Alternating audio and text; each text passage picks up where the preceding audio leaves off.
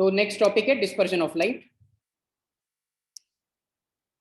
Dispersion of light होती क्या चीज है? What is dispersion of light? तो हमारी जो व्हाइट लाइट होती है ये मिक्सचर ऑफ लाइट होती है ऑफ डिफरेंट कलर्स।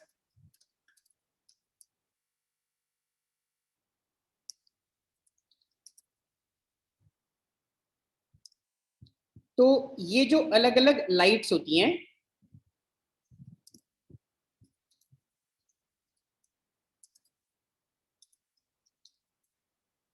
इनकी ना अलग अलग वेवलेंथ होती है।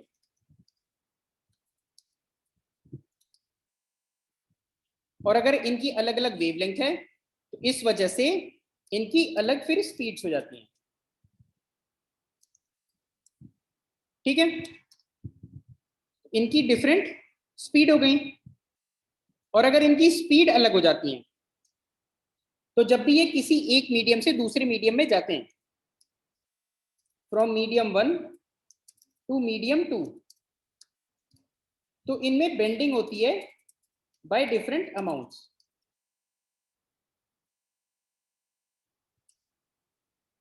ठीक है ना। अगर ये तुम्हारी लाइट जो है अलग अलग मीडियम, एक मीडियम से दूसरे मीडियम में जाएंगी तो इनमें अलग अमाउंट से बेंडिंग होगी। तो जब भी व्हाइट लाइट हमारी जो होती है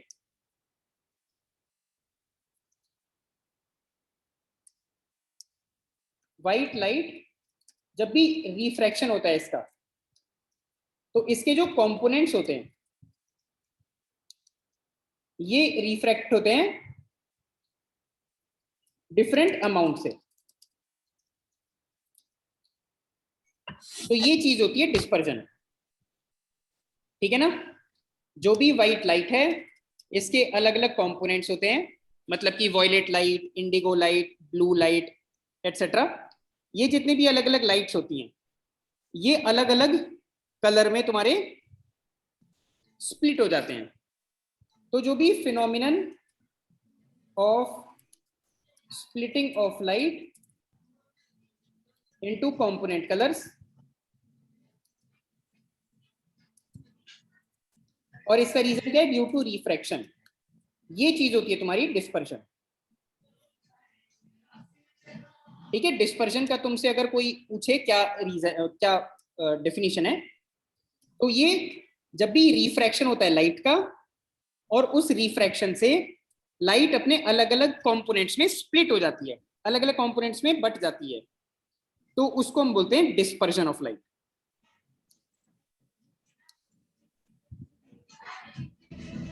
समझ आई बात? तो डिस्पर्शन क्यों हो रहा है? What causes dispersion?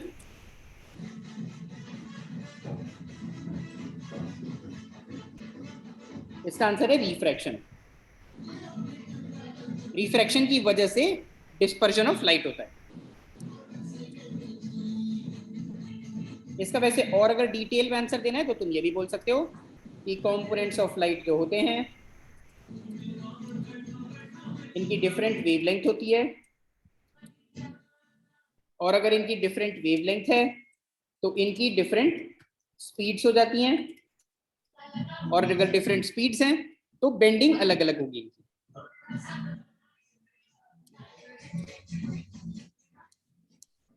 तो ये एक इंपॉर्टेंट डायग्राम है, इसको हमेशा याद रखना। वॉयलेट लाइट जो होती है अगर मैं एक प्रिज्म से पास कराता हूं तो देखो नॉर्मली जो हमारी लाइट जानी चाहिए थी वो देखो ऐसे जानी चाहिए थी। ठीक है, लेकिन जो लाइट है फिर हमारी ये अलग अलग इसके जो कंपोनेंट है ये अलग अलग अमाउंट में ना बेंड हो रहे हैं। तो कुछ कंपोनेंट इसके ज्यादा बेंड हो रहे हैं, जैसे कि वॉयलेट देखो सबसे ज्यादा बेंड हो रहा है, और रेड सबसे कम बेंड हो रहा है। तो जब भी हम एक प्रिज्म के आगे स्क्रीन लगाते हैं तो सबसे जो नॉर्मल पाथ था लाइट का,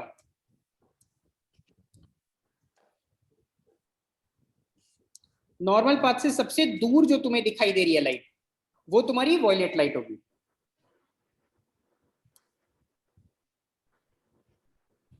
ठीक है, तो इसका रीजन क्या है, वॉयलेट सबसे दूर क्यों दिखाई दे रहा है? क्योंकि वॉयलेट का वेवलेंथ तुम्हारा सबसे कम है। तो ये याद रख लो, जो विब्ग्योर होता है, एक्सट्रीमली इंपॉर्टेंट है ये।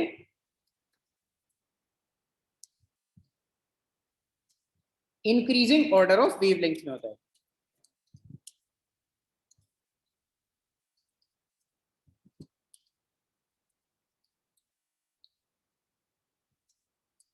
ठीक है, जो विब्ग्योर लिखते हैं हम, रेनबो वाला, वो इंक्रीजिंग ऑर्डर ऑफ वेवलेंथ में होता है। उसी तरह से विब्ग्योर जो होता है, डिक्रीजिंग ऑर्डर ऑफ फ्रीक्वेंसी में भी होता है। तो वो आगे देखेंगे। अभी के लिए सबसे पहले तुम्हें समझ आना चाहिए कि जो तुम्हारा विब्ग्योर है, वो इंक्रीजिंग ऑर्डर ऑफ वेवलेंथ में, सबसे छोटी वेवलेंथ होती है वॉयलेट की, फिर इंडिगो, फिर blue and so on.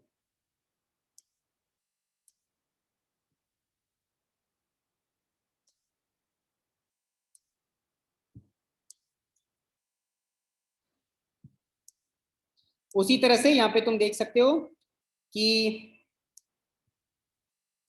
Decreasing order of frequency भी है। क्वेश्चन तुम्हारा आ सकता है एग्जाम में कि विब्ग्योर जो कलर्स हैं उनमें सबसे ज्यादा फ्रीक्वेंसी किसकी है? तो सबसे ज्यादा फ्रीक्वेंसी वॉयलेट की हो जाएगी।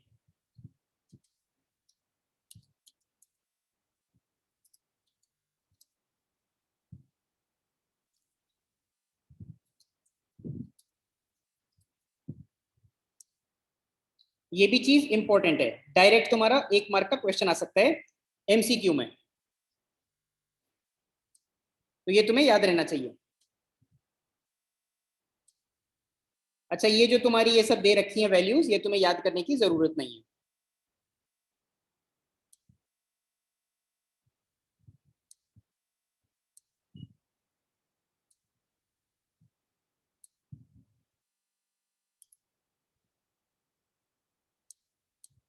उसके बाद प्रिज्म।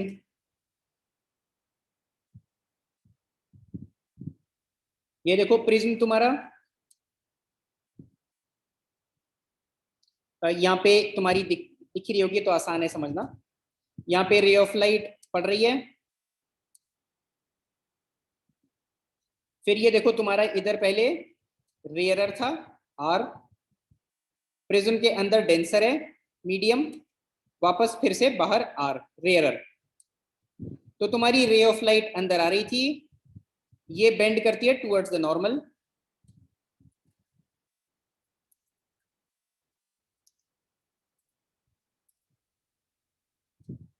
ठीक है ना, जब भी हम पहली वाली सरफेस की बात करें ए बी, तो जो यहां पे बेंडिंग होगी ये होगी टुवर्ड्स द नॉर्मल। समझ आई बात? पहली वाली सरफेस की अगर मैं बात करूं, सरफेस ए बी की, तो यहाँ पे बेंडिंग टुवर्ड्स द नॉर्मल होगी। क्यों? क्योंकि रेयरर से डेंसर हमारी रे ऑफ लाइट आ रही है। फिर उसके बाद नेक्स्ट सरफेस है बीसी, इधर भी रिफ्रैक्शन होगा, इधर जो बेंडिंग होगी वो अवे फ्रॉम नॉर्मल।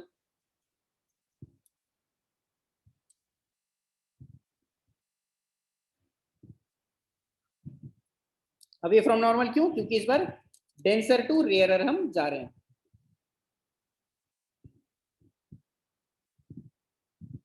तो रे ऑफ लाइट फिर से तुम्हारी बेंड हो जाती है, और सबसे दूर फिर हमारा ये वॉयलेट कलर आता है। ये मैं थोड़ी देर पहले एक्सप्लेन किया था, एक बार वापस से बता देता हूं। जो तुम्हारी लाइट की नॉर्मल पाथ थी वो कुछ ऐसे होनी चाहिए थी, लेकिन इसमें सबसे दूर तुम्हें दिख रहा होगा कि वॉयलेट लाइट है।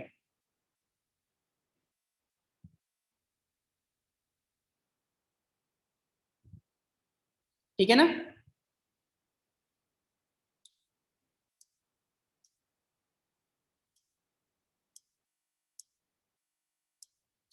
ये चैप्टर हम पहले एक बार पढ़ चुके हैं, तो मैं थोड़ा एक्सपेक्ट कर रहा हूँ कि तुम लोग ये फॉलो कर रहे होगे, इसमें डाउट नहीं आ रही होगी। फिर उसके बाद जो ये हमें 7 कलर्स ऑब्टेन होते हैं,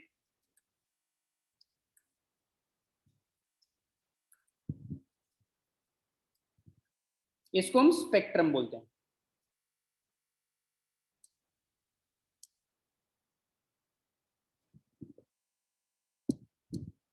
ये भी तुम लोग को पहले से पता होगा मेरे ख्याल से।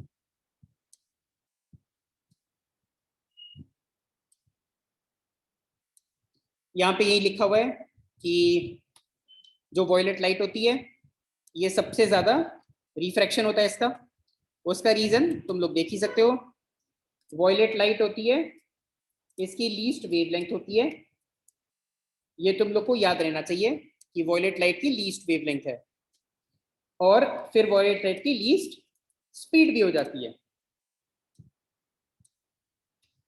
तो अगर वॉयलेट लाइट की लीस्ट स्पीड है तो इसमें हाईएस्ट रिफ्रैक्शन होगा। ठीक है ना। मान लो जो तुम्हारी वैसे व्हाइट लाइट आ रही थी, उसकी स्पीड थी कुछ 3 × 10⁸ मैंने ऐसे आर्बिट्रेरीली मान लो रेड लाइट की स्पीड है 2.99 × 10⁸, और वॉयलेट की स्पीड है मान लो 2.95 × 10⁸। ये सारी यूनिट ना मीटर पर सेकेंड है। तो देखो सबसे वॉयलेट की देखो 2.95 है और रेड की 2.99 है। तो ज्यादा डिफरेंस किसमें आ रहा है?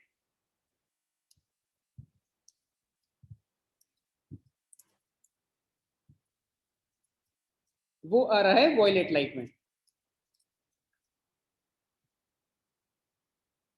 तो वॉयलेट लाइट में अगर ज्यादा डिफरेंस आ रहा है स्पीड में, तो वॉयलेट लाइट में ज्यादा रिफ्रैक्शन होगा। इस वजह से वॉयलेट लाइट ज्यादा बेंड होगी। ठीक है, तो यहाँ पे ये एक बार रीड करो। क्योंकि वॉयलेट लाइट की लीस्ट स्पीड होती है, तो सबसे ज्यादा चेंज इन जो तुम्हारा स्पीड आ रहा है वो वॉयलेट लाइट में आ रहा है। इस वजह से अगर सबसे ज्यादा डिफरेंस आ रहा है स्पीड में, तो वो सबसे ज्यादा बेंड भी करेगी।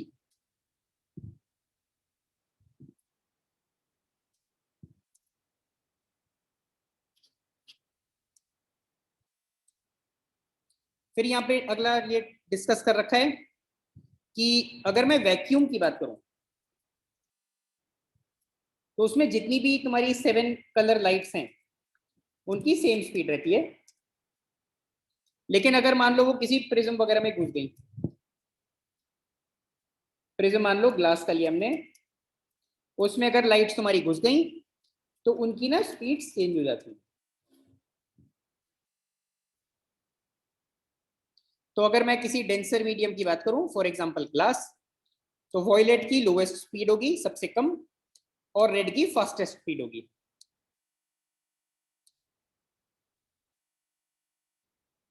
तो यही रीजन है कि वॉयलेट में सबसे ज्यादा बेंडिंग होती है।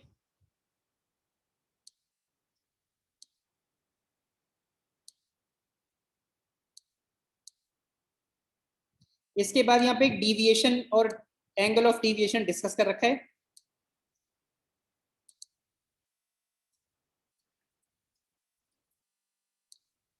देखो एक ये प्रिज्म है, इसमें इंसिडेंट रे आ रही है, फिर एक रिफ्रैक्टेड रे है, और फाइनली एक इमर्जेंट रे है।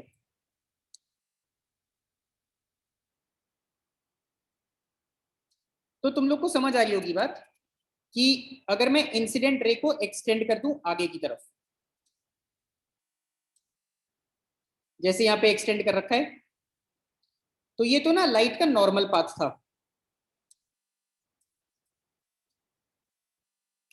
लाइट नॉर्मली ऐसे ट्रेवल करती अगर कोई रिफ्रैक्शन नहीं होता, लेकिन रिफ्रैक्शन हो गया, और जो हमारी फाइनली इमर्जेंट रे है वो ऐसे कुछ आ रही है। तो जो इमर्जेंट रे है और जो नॉर्मल पाथ होता इंसिडेंट रे का, उसके बीच में ना कुछ एंगल बनता है, और ये जो एंगल होता है इसको हम बोलते हैं एंगल ऑफ डिविएशन।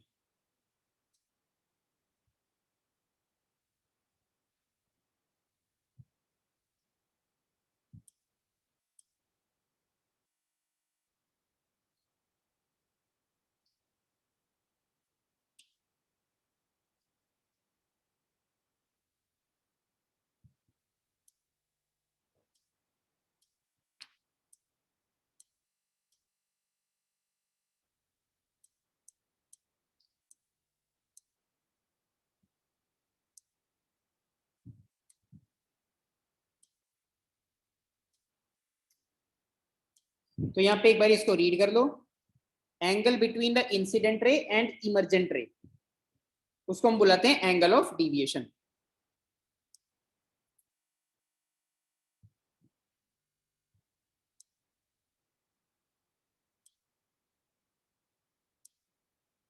उसके बाद यहाँ पे डिफरेंस दे रखा है रेक्टेंगुलर स्लैब और प्रिज्म में।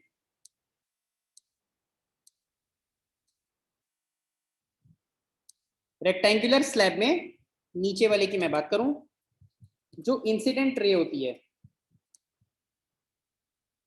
वो पैरेलल होती है इमर्जेंट रे से,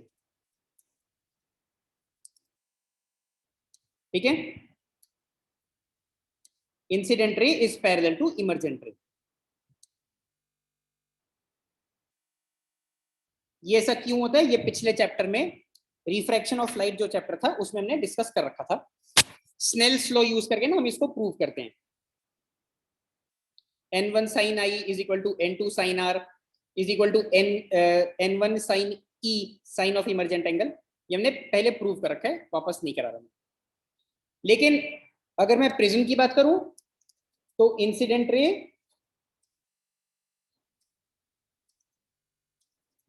ये कुछ एंगल बनाती है इमर्जेंट रे के साथ में, और उस एंगल को हम बोलते हैं एंगल ऑफ डिविएशन।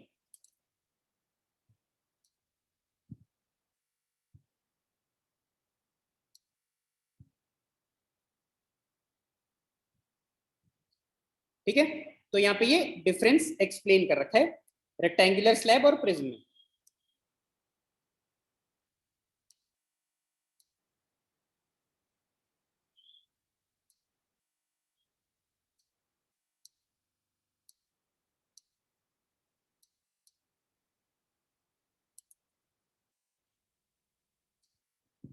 इसके बाद दे रखा है प्रिज्म एंड इन्वर्टेड प्रिज्म। अगर मैं दो प्रिज्म को एक साथ रख दूं तो उससे होता क्या है, ये वाला नीचे वाला डायग्राम थोड़ा सा ज्यादा अच्छे से एक्सप्लेन कर रहा है। जो पहला प्रिज्म है उसमें तुम्हारा देखो सारी लाइट्स तुम्हारी डिस्पर्स हो गई, फिर वापस से जब मैंने दूसरा एक प्रिज्म लगा दिया तो वो लाइट्स रिकम्बाइन हो गई। अब ऐसा क्यों होता है, क्योंकि टुगेदर जो प्रिज्म है और इन्वर्टेड प्रिज्म है ये एक पैरेललोग्राम बनाते हैं।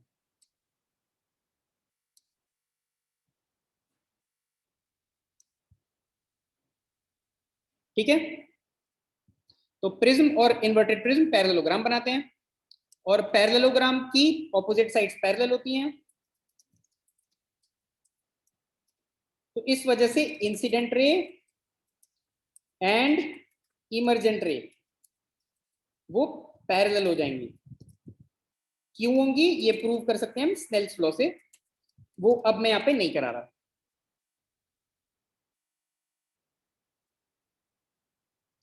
ठीक है, इसको मैं एक हिंट सा देता हूं, खुद से ट्राई कर लेना घर पे। n1 sin i is equal to n2 sin r। अब क्योंकि ऑपोजिट फेसेस पैरेललोग्राम में होते हैं, पैरेलल ऑपोजिट साइड्स, तो जो नेक्स्ट साइड पे रिफ्रैक्शन होगा उस पे एंगल ऑफ रिफ्रैक्शन, मतलब वहां पे एंगल ऑफ इंसिडेंस r बनेगा, is equal to n1 sine of e, जो फाइनली इमर्जेंट एंगल बन रहा है। ये मैं तुम्हें पहले पढ़ा चुका हूँ, अगर तुम्हें समझ नहीं आ रहा तो तुम्हारी गलती है, तुम्हें ये सब चीजें समझ आनी चाहिए तुम लोग को। और अगर नहीं भी समझ आ रही है, प्रॉब्लम हो रही है, तो मैं फिर से ये चैप्टर रिवाइज कराने वाला हूँ लाइट वाला इसके बाद, तो तब पढ़ लेंगे।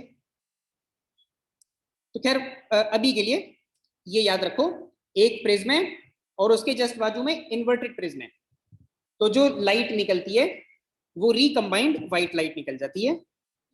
पहले प्रिज्म से डिस्पर्जन ऑफ लाइट होता है, सेकेंड प्रिज्म से फिर रिकॉम्बिनेशन हो जाता है।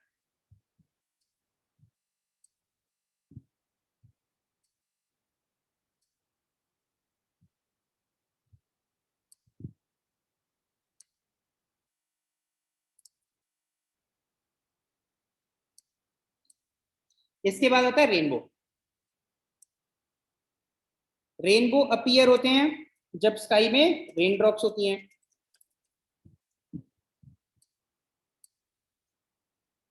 फिर कलर्स ऑफ रेनबो, वो ऐसा क्यों दिखाई देता है, क्योंकि डिस्पर्जन होता है of sunlight bye rain drops. ये वाला डायग्राम देखो, ये अच्छा डायग्राम है।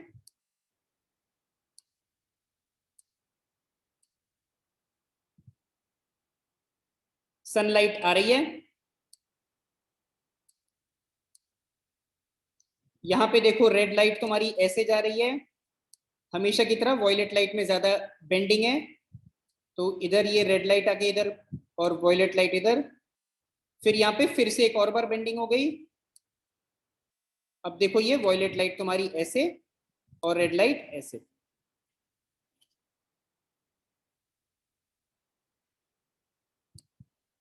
तो जब भी रिफ्रैक्ट हम रेनबो की बात करते हैं, तो उसमें जो पहला स्टेप होता है वो होता है रिफ्रैक्शन, और सेकेंड स्टेप तुम्हारा इंटरनल रिफ्लेक्शन। ठीक है ना, पहली बार जब यहाँ पे इस पॉइंट पर लाइट अंदर घुस रही है, यहाँ पे रिफ्रैक्शन हो रहा है। सेकेंड यहाँ पे तुम्हारा जो स्टेप 2 है, यहाँ पे इंटरनल रिफ्लेक्शन हो रहा है।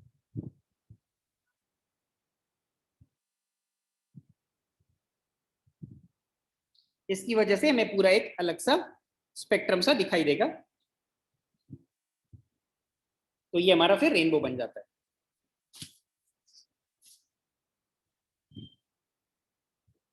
चलो ये हो गया, अगली क्लास में हम स्कैटरिंग से स्टार्ट करेंगे, और फिर उसके बाद लाइट वाला जो पहला वाला जो पार्ट है लाइट का वो भी पढ़ लेंगे। तो आज के लिए इतना ही है।